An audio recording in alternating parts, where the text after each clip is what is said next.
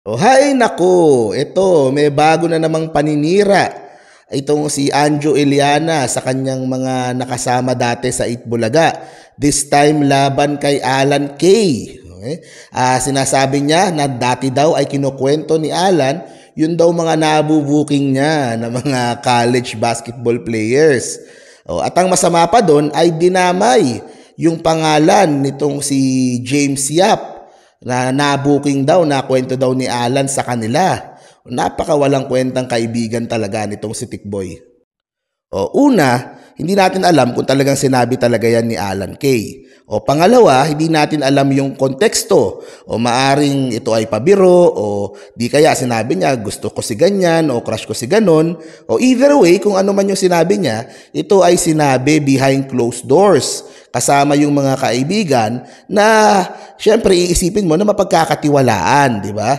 Who would have thought na ito pa lang si Anjo Eliana after 2 decades na nakasama nila at iniisip nila na maayos na kaibigan ay ilalabas yung mga iba't ibang mga kwentong ganyan laban sa kanila, di ba?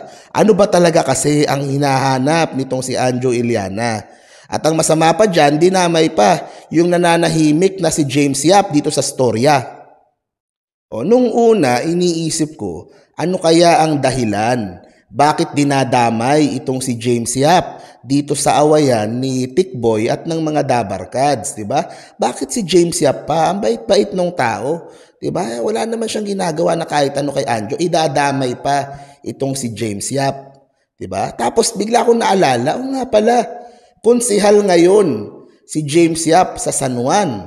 At syempre siya ay kaalyado ni Mayor Francis Zamora na napakahusay na mayor ng San Juan.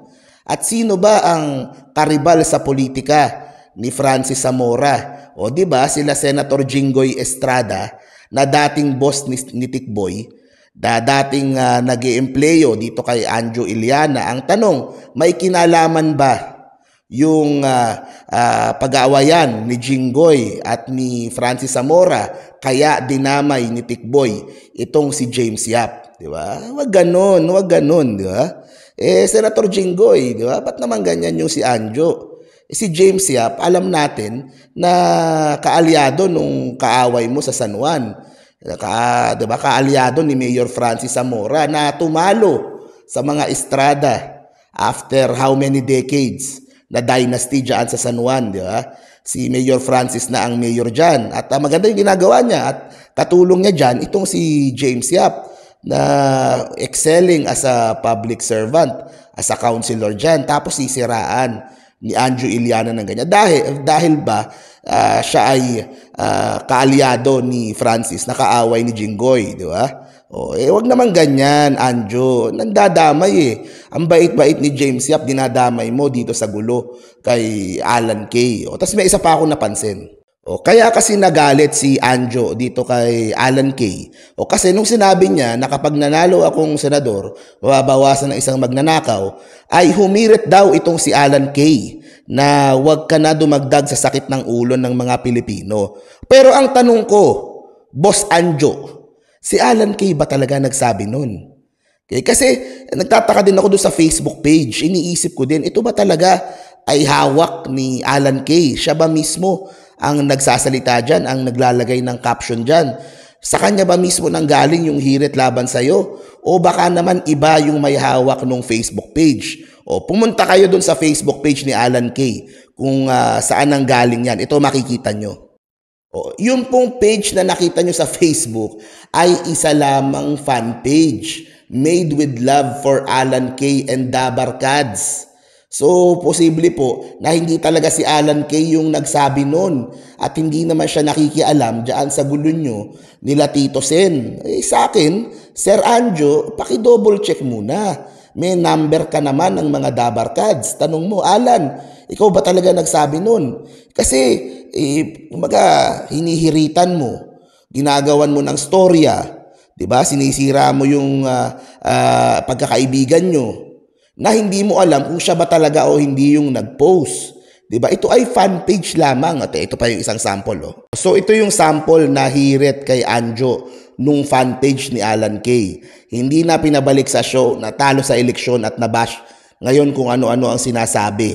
Fan page yung inaaway mo, Sir Anjo. 'Di ba? Tanungin mo muna si Alan Kay, siya ba mismo nagsabi nun?